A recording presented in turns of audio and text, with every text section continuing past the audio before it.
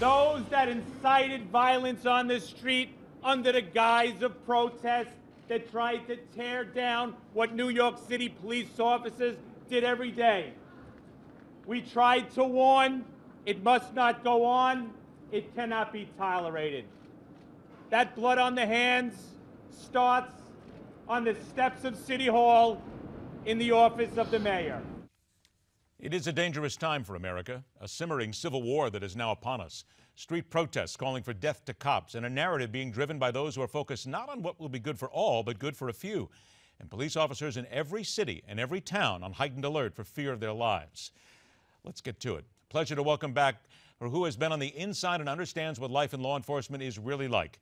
Retired and decorated former sergeant in the LAPD, author of Black and Blue, The Creation of a Manifesto, the true story of an African-American woman on the LAPD, and the powerful secrets she uncovered, Cheryl Dorsey.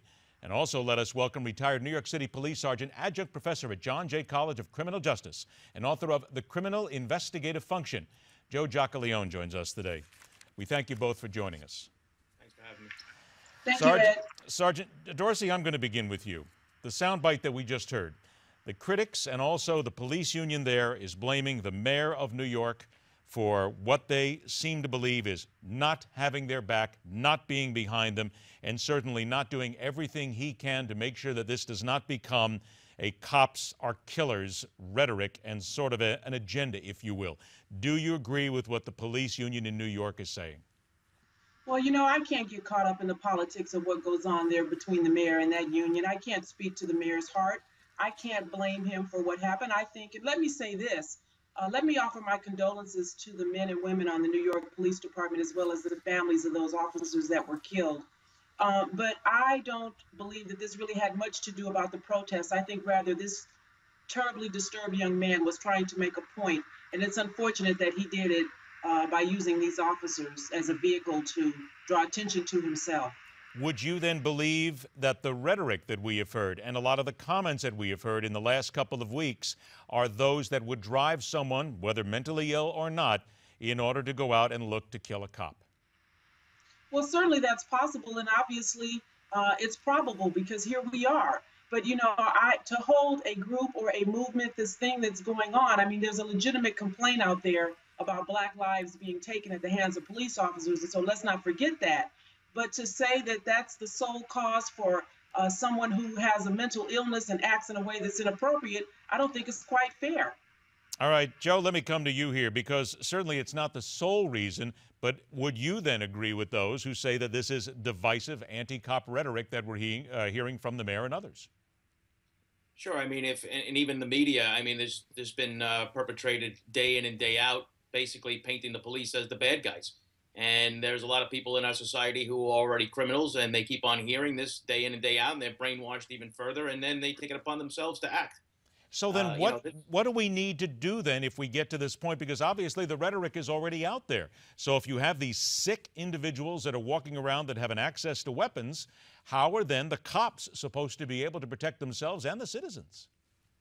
Well, this is the real problem, because now police officers who, generally brush blindly into many situations are going to have to take a step back and make sure that they're not walking into a trap or an ambush, something similar to what we saw in the 70s and 80s with the Black Liberation Army, where they were executing cops on fake radio runs. I mean, this is going to slow down the process immediately, and the safety of the officers is going to be paramount, because they can't help anybody if something happens to them. Sergeant Dorsey, about a minute left, then we'll take a break. We have more to talk about here, but the NYPD has now told its officers not to make arrests unless absolutely necessary. Doesn't that mean many times that a cop may just stop a little bit, might be gun shy a little bit to go in and try and stop a crime for fear of their lives and what may happen then to the citizens? Well, these are professionals, and so they're going to do their job, and they're going to do it in a manner that's safe for them and in a manner that's safe for the public. And so I don't expect them to do anything less than what they've been doing. I mean, clearly you have to use caution, because this is something that you cannot prevent. You don't know where there may be a nut.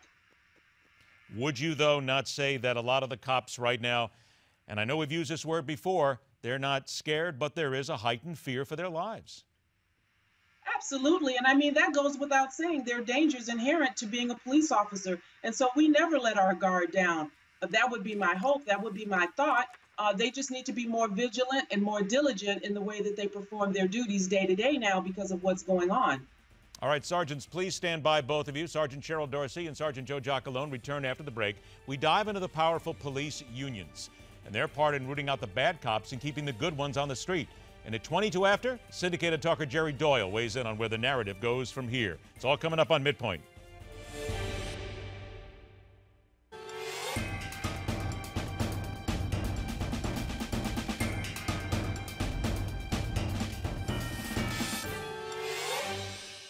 Let's welcome back to MidPoint former Los Angeles Police Sergeant, author of Black and Blue, The Creation of a Manifesto, Cheryl Dorsey, and former New York City Police Sergeant, adjunct professor at John Jay College of Criminal Justice, Joe Giacalone. All right, Sergeant Giacalone, let me get to you on this one here and start this.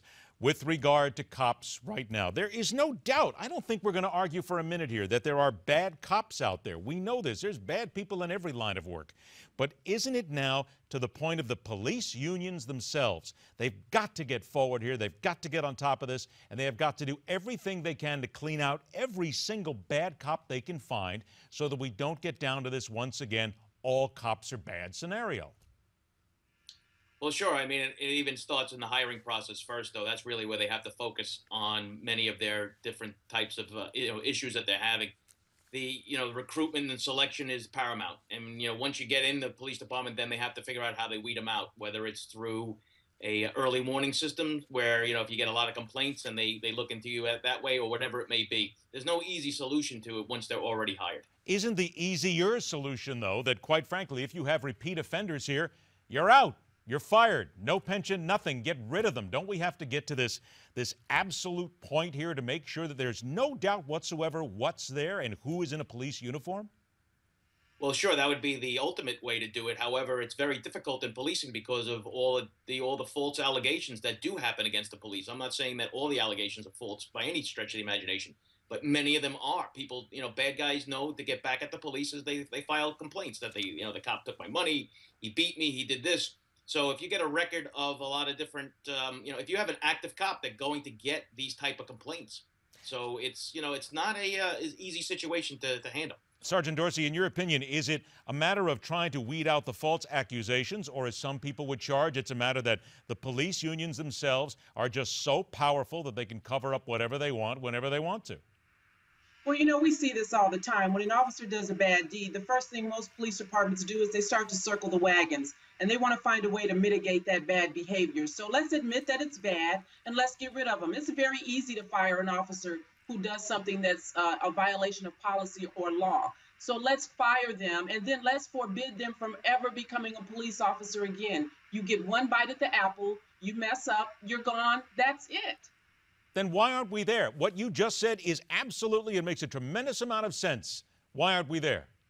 We're not there because I think, in my opinion, that police department heads are more concerned about liability and protecting that city, that organization, that state. And so they don't want to admit that they have an errant officer. They won't admit, even when we see it on video, that an officer did something inappropriate. They mitigate what we see and what we know to be factual. And so unless and until they're willing to admit that there's a problem, then we're going to continue to go round and round in this regard. Sergeant Giacalone, what about all the rhetoric that we've heard here in the last couple of weeks, certainly in light of the Mike Brown killing and the Eric Garner killing as well, but the people who seem to be, and this is what a lot of people are claiming, it's the Attorney General, the President, Al Sharpton, people like this, who are driving people to violence, who are inciting them to riot, who are not getting them to the point of where they can tamp it down and have some common discussion here. Do you agree with those?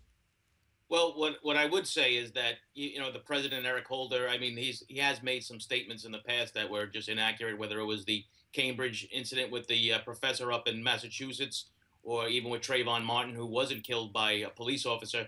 You have to be very careful because as the president of the United States, he's the top executive, he's the top law enforcement officer in the country, and he has to weigh his words carefully. I mean, even after the Michael Brown investigation, where forensics have proven things, a Department of Justice autopsy now have confirmed many of the different things that they had, that, and they still push the racial profiling issue in Eric Holder. And, this is something that the cops right now and a lot of people in the country are looking at and saying, what is going on from our elected officials? I mean, they're getting involved in some local events. I understand these are tragic events, but do they necessarily do they necessarily rise to the occasion that the president has to weigh in? Sergeant Dorsey, Sergeant Dorsey, I got about 45 seconds left. Your response? Well, we know that things that occurred on that grand jury in Ferguson, Missouri were really outrageous. I mean, we understand from the prosecuting attorney now that they put forth witnesses number 40, who in fact is an admitted racist and a liar. And so we've got to get things done the right way, and we need to be honest. There need to be transparency. And so unless and until that happens, people are going to be frustrated, and they're going to act out sometimes in a way that's inappropriate. I don't condone it, but be honest if you want things to change.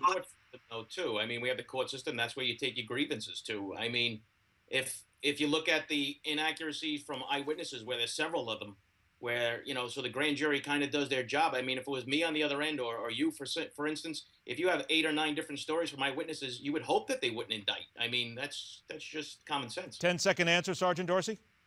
What I would hope is that they would put forth witnesses that were not racist, that were not known to be liars, and that were going to tell the truth and not try to craft and create a story that was favorable to one side or the other. Just tell the truth and let the chips fall where they may. Let's let the chips fall where they may and hope that we can all tell the truth down the road. Sergeant Cheryl Dorsey, Sergeant Joe Giacalone, thank you so much for joining us. Merry Christmas to you both. You too. Thank you, Ed. Merry Christmas to you. Take care. MidPoint continues.